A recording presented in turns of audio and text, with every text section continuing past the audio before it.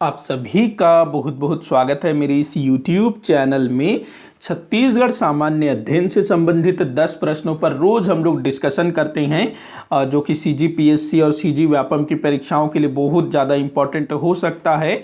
सीधे हम लोग क्वेश्चंस पर आते हैं। तो आज का जो पहला क्वेश्चन है वो है, छत्तीसगढ़ राज्य में भादो अमावस्या के दिन कौन सा पर्व मनाया जाता है। तो छत्तीसगढ़ में जितने भी पर्व हैं ना वो अक्सर पूछे जाते हैं, तो आप लोगों को बताना है। तो देखिएगा क्या बोल रहा है, छत्तीसगढ़ में भादो अमावस्या के दिन कौन सा पर्व मनाया जाता है, ये आप लोगों को बताना है। तो भादो अमावस्या के दिन कौन सा पर्व मनाया जाता है, बड़ा फेमस ये त्यौहार है। जल्दी से कमेंट करके आप लोग नीचे बताइएगा। देखो जो हरेली है ये तो भाई सावन अमावस्या के दिन मनाया जाता है ना, हरेली सावन माह के अमावस्या के दिन। उसके बाद जो रक्षाबंधन है वो सावन पूर्णिमा के दिन मनाया जाता है। रक्षाबंधन कब मनाया जाता है, सावन पूर्णिमा। मतलब कि जो हरेली है उसके लगभग 15 दिन के बाद रक्षाबंधन मनाया जाता है, सावन पूर्णिमा के दिन। वहीं जो छेरछेरा है भाई ये तो पौष मास के पूर्णिमा को मनाया जाता है, पौष पूर्णिमा को मनाया जाता है छेरछेरा। तो जो भादो अमावस्या है, भादो मतलब जो भाद्रपद होता है ना, भाद्रपद, उसको हमारे छत्तीसगढ़ी में बोला जाता है भादो। तो भादो अमावस्या के दिन मनाया जाता है पोला। पोला काफ़ी इंपॉर्टेंट है। इस दिन जो है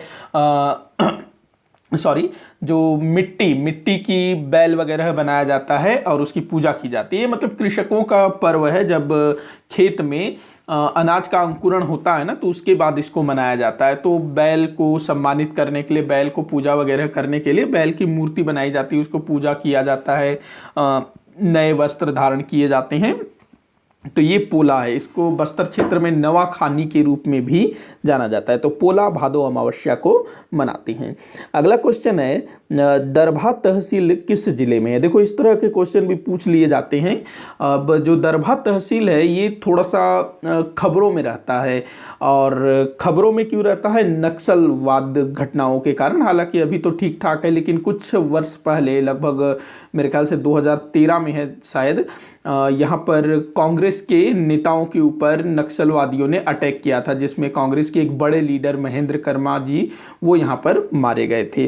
तो ये जो दरभा है ये बस्तर जिले के अंतर्गत आता है, दरभा तहसील। तो ध्यान रखना, इस तरह से जो थोड़े से फेमस जो स्थान है ना, तहसील हो गए, कोई गांव हो गया, कोई शहर हो गया, तो उसकी स्थिति के बारे में पूछ लेता है, किस जिले में है, कहाँ पर है। ऐसे आगे बढ़ते हैं अगले क्वेश्चन की तरफ। निम्न में से कौन सा जलप्रपात छत्तीसगढ़ के दक्षिण में स्थित नहीं है। कमेंट बॉक्स में बताइए आप इसका आंसर भाई।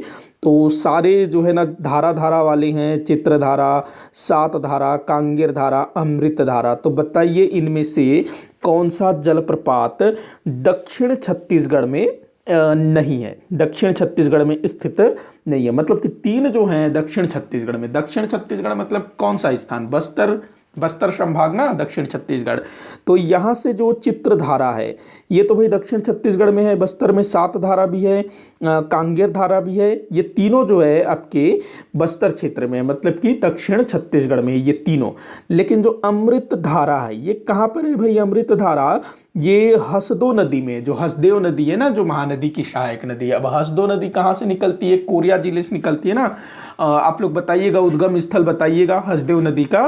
तो अमृत धारा जलप्रपात जो कि हसदो नदी में है ये उत्तरी छत्तीसगढ़ में है। तो इस तरह से भी क्वेश्चन बनते हैं, तो आप लोग ध्यान में रखिएगा। आगे बढ़ते हैं अगले क्वेश्चन की तरफ। अच्छा ये क्या दिया है भाई, अच्छा यहाँ पर आपको ये बताना है ना, तो ये आपका आंसर होगा द आपका उत्तर होगा द। आगे बढ़ते हैं अगले क्वेश्चन की तरफ। हिंदी काव्य में छायावाद के प्रवर्तक छत्तीसगढ़ के कौन से कवि थे। तो ये क्वेश्चन भी काफ़ी इंपॉर्टेंट है, काफ़ी बार पूछा भी गया है। तो हिंदी काव्य में छायावाद के प्रवर्तक, देखो हमारे छत्तीसगढ़ के एक ऐसे कवि हुए हैं जिन्होंने हिंदी में, मतलब छत्तीसगढ़ के लिए नहीं पूरी दुनिया में जहाँ हिंदी बोला जाता है, तो हिंदी काव्य में छायावाद के जनक माने जाते हैं। कौन है वो, मुकुटधर पांडेय। मुकुटधर पांडे, इनके भाई हैं लोचन प्रसाद पांडे, बंशीधर पांडे, ये सब इनके भाई हैं। तो ध्यान रखना, तीनों भाई जो है ना साहित्यकार थे। तो मुकुटधर पांडे ये जो है अपने छायावाद के प्रवर्तक माने जाते हैं। अगला क्वेश्चन है, इंद्रावती की सहायक नदियां हैं। इंद्रावती ये दक्षिण छत्तीसगढ़ की प्रमुख नदी है, बस्तर संभाग की जीवन रेखा कहलाती है ना इंद्रावती नदी, जो कि गोदावरी की सहायक नदी है और ये उड़ीसा के कालाहांडी के मुंगेर पर्वत से निकलती है। तो इसकी सहायक नदियाँ कौन सी है ये आप लोगों को बताना है। तो देख लेते हैं भाई सहायक नदी कौन सी है। तो जो कोटरी है ये है इंद्रावती की सहायक नदी, कोटरी नदी, जो कि राजनांदगांव जिले के मोहला मानपुर तहसील से निकलती है ना कोटरी नदी, ये भी इंद्रावती की सहायक है। कोलाब नदी, कोलाब ना ये सबरी नदी को बोला जाता है, जो कि उड़ीसा के जयपुर क्षेत्र से निकलती है और गोदावरी नदी में मिल जाती है। तो ये भाई इंद्रावती की सहायक नदी नहीं है। तो ये वाला तो आपका गलत होगा। गुडरा और शंखिनी ये दोनों इंद्रावती की सहायक नदियां हैं। तो कोलाब नहीं है, कोलाब को सबरी भी बोला जाता है। तो यहाँ भी कोलाब है तो ये भी नहीं होगा, ये भी आपका गलत होगा। लेकिन जो गुडरा है, डंकिनी है, नारंगी ये इंद्रावती की सहायक नदियाँ हैं।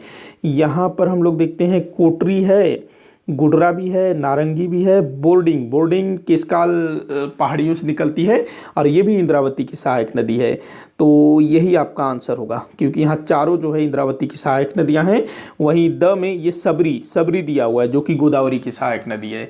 तो ये जो सबरी हो या कोलाब हो, दोनों एक ही चीज़ है, एक ही नदी का नाम है, जो कि किसकी सहायक नदी है, गोदावरी नदी की सहायक नदी है। बाकी इंद्रावती की सहायक नदियाँ कोटरी, गुडरा, नारंगी, बोर्डिंग ये सब जो है कोटरी इंद्रावती नदी की सहायक नदी है। अगला क्वेश्चन हम लोग देखते हैं, विनोद कुमार शुक्ल ने निम्नलिखित उपन्यास लिखे हैं। इनका काफ़ी बार पूछा गया है, मैंने खुद भी काफ़ी सारे वीडियोज़ में इनका जिक्र किया है। तो विनोद कुमार शुक्ल ने निम्नलिखित उपन्यास लिखे हैं।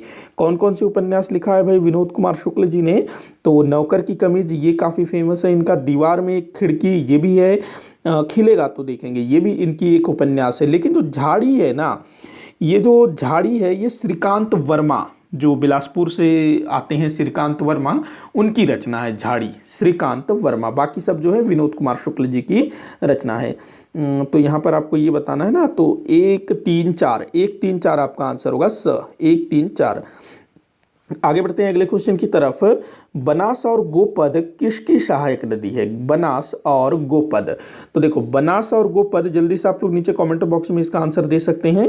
तो बनास और गोपद जो कि उत्तरी छत्तीसगढ़ में प्रवाहित होने वाली नदियां हैं और ये सोन नदी में मिलती है। तो ये सोन नदी की सहायक नदियां हैं। ध्यान रखना, सोन नदी जो कि अमरकंटक से निकलती है, अमरकंटक से ही नर्मदा नदी का भी उद्गम हुआ है ना, तो वहीं से सोन नदी का भी उद्गम हुआ है। और सोन नदी किसकी सहायक नदी है? तो आप लोग कमेंट बॉक्स में बताइएगा। और किस स्थान में सोन नदी उस नदी से मिलती है? बड़ी फेमस नदी है भाई, बताइए इसका आंसर।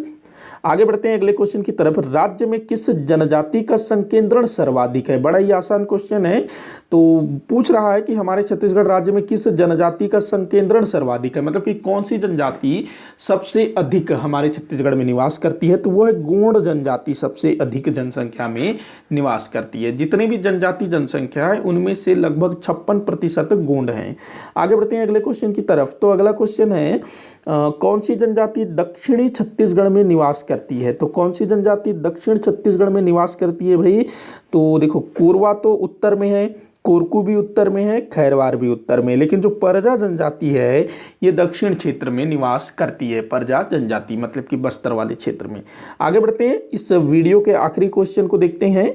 तो क्वेश्चन है, छत्तीसगढ़ के कौन से नेता कभी भी केंद्रीय मंत्रिमंडल का हिस्सा नहीं थे? कौन से नेता छत्तीसगढ़ के थे जो कि कभी भी केंद्रीय मंत्रिमंडल मतलब कि केंद्र में कुछ भी उनको मंत्री पद वद नहीं दिया गया था? तो देखो विद्याचरण शुक्ल जी ये भी थे, ये थे केंद्रीय मंत्रिमंडल का हिस्सा। अरविंद नेताम जी भी थे, रमन सिंह जी भी थे। देखो जो रमन सिंह जो कि हमारे छत्तीसगढ़ के पूर्व मुख्यमंत्री थे ना, तो ये मुख्यमंत्री बनने से पहले अटल बिहारी वाजपेयी जी की सरकार में मंत्री हुआ करते थे, राज्य मंत्री। उसके बाद जो महेंद्र कर्मा जी जो कि दरभा घाटी में नक्सली हमले में मारे गए थे 2013 में, तो ये कभी भी जो है केंद्रीय मंत्रिमंडल का हिस्सा नहीं थे। इसी के साथ आज का ये वीडियो यहीं पर समाप्त होता है।